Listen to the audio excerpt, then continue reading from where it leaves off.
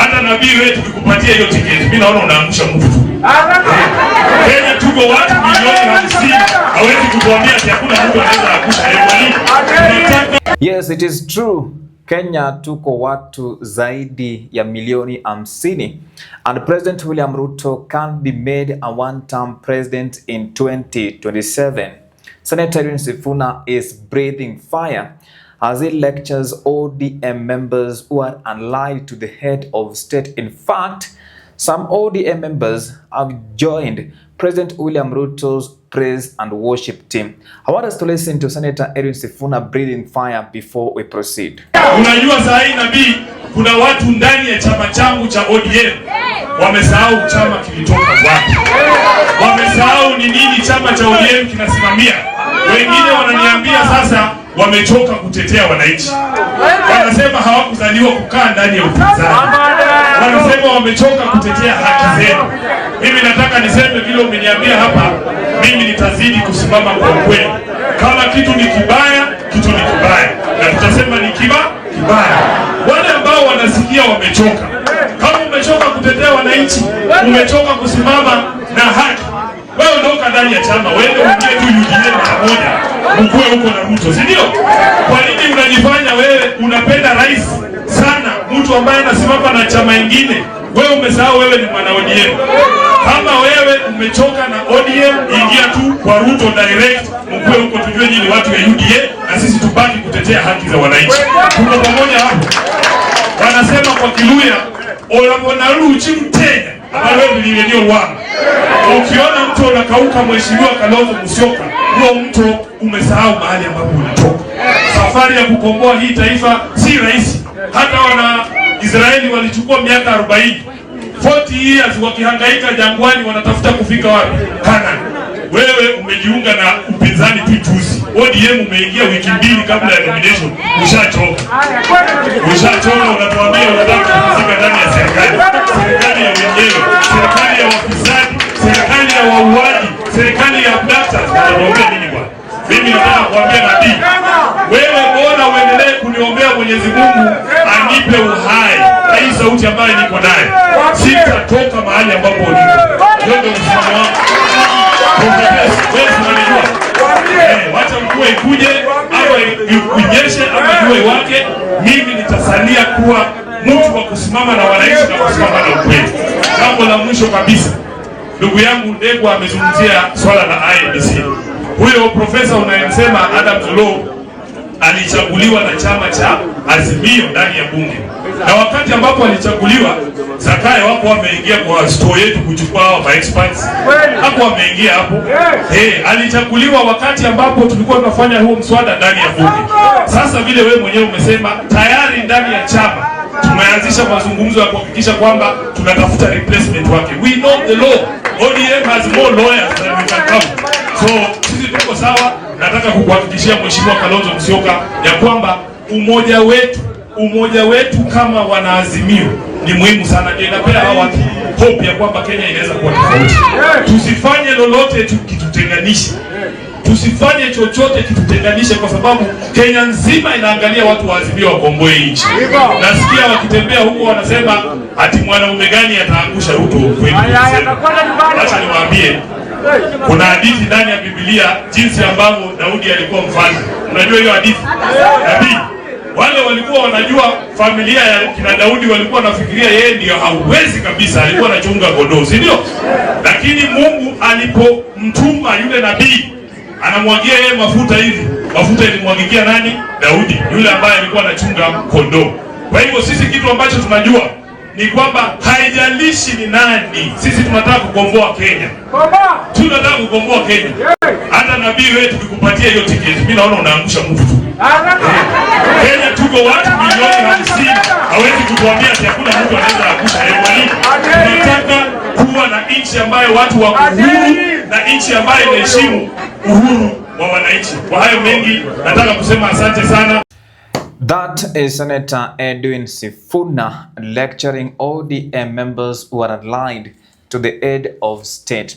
In case this is your first time on the Sport Check YouTube channel, kindly support us by subscribing and turning on the notifications bell We are on a mission to 6,000 subscribers before the end of this month, and we can't hit 6K without you subscribing. And if you are a returning subscriber, thank you so much for supporting this YouTube channel. As I was listening to whatever Edwin Sifuna was saying, I realized that there was cheering from the crowd, the people that attended a church service, as former Vice President Kalonzo Musyoka and Senator Edwin Sifuna. So the reality on the ground is that they were saying Kasongo in quotes. And you know who is Kasongo? Many people in the Republic of Kenya are now referring to the head of state as Kasongo. When I heard people saying Kasongo, it shows how the head of state has lost the ground. But I want us to concentrate on something else. ODM members, there are people who do not want Senator Edwin Sifuna. Let us not lie. And I'm not afraid to mention names. There are people who are giving him hard time. The member of a county assembly from Kileleshwa, Robert Talai, once said that if Senator Edwin Sifuna is always complaining about President William Ruto's government, but is not always complaining about the development being taken to his region, that is Kandui. But if you take a look at what is happening in ODM as we speak, there is a lot of confusion. Let us not lie.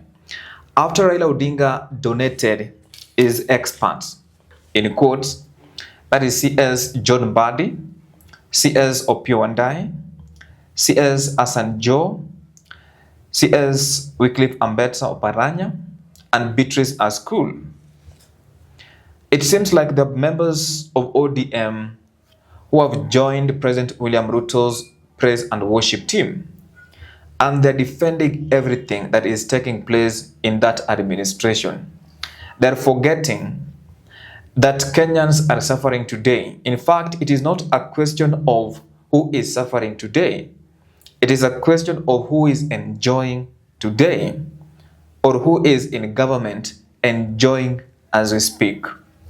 Senator Edwin Sifuna is reminding them. In fact, he is saying that Kenya has many people who can make President William Ruto a one-term president in 2027. And that is the reality on the ground.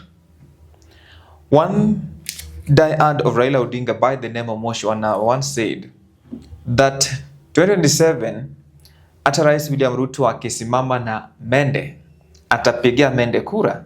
That is what he said. Senator Edwin Sifuna is just confirming what is true. Senator Edwin Sifuna is also confirming that there are people in ODM who have forgotten about fighting for the rights of Kenyans, but the ODM has been at the front line fighting for the rights of the people of Kenya, starting with Raila Amolo Odinga. Remember the 1982 coup. There was an allegation that he participated in that particular coup, which, according to me, it was not confirmed. He was arrested, he was detained without trial, and he was in prison for a long time fighting for the rights of Kenyans.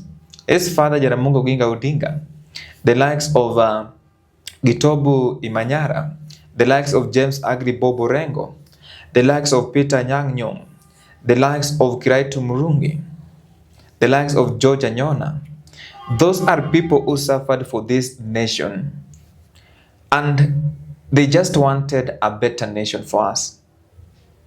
Now, ODM was formed to fight for the social justice of the people of Kenya.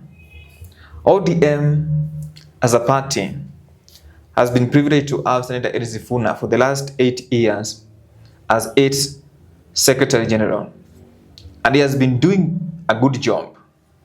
But right now, it seems like there is a plan to kick him out of that party, and I will be discussing it later in this video. According to Senator Edwin Sifuna, he will continue to say the truth. And the truth that those who are allied to the head of state right now, that they can't tell President William Ruto, it is about abductions. It is about extrajudicial killings. This is something that the head of state promised in 2022 that will never happen in the Republic of Kenya. In fact, after he was sworn in as Kenya's 5th president, there was this group, I don't know, unit in the police, there was an allegation like that. It was disbanded. And now there's an allegation, there's another group. And the head of state said very well during campaign period that Kenya as a country will never witness bodies being dumped in River Yala. Kenya as a country will never witness abduction. I remember last year Raila Odinga was forced to tell the head of state that abductions must be stopped. And when the head of state got an opportunity to speak in Homa Bay, he said that abductions will stop. His close political associates, as they speak, led by the Honorable Kimani Ichung'wah, said that Kenyans, especially the youth of this nation, should be taught manners by their parents. But one thing they're forgetting is that politicians, and without fear of a contradiction, that politicians are worse than the youth of this nation. When it comes to manners, they do abuse each other in public.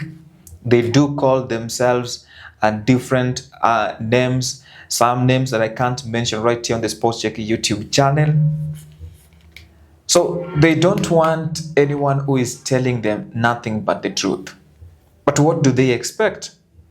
They expect you to join the praise and worship team of the head of state. And that is what Senator Edwin Sifuna is not ready to join. And then those people, I can't even mention names. Even the CS in charge of energy and petroleum, that is CS Opiyo Wandayi, said that he cannot criticize the government. And I understand his position. He's a cabinet secretary. But he is ready for those people who can provide positive criticism in this particular administration. So whatever Edwin Sifuna is doing is not bad. And many Kenyans should continue to do it. And by the way, not everyone are wishing President William Ruto's government to fail. They're just reminding him that there are things you promised, and these things you are not fulfilling any promise.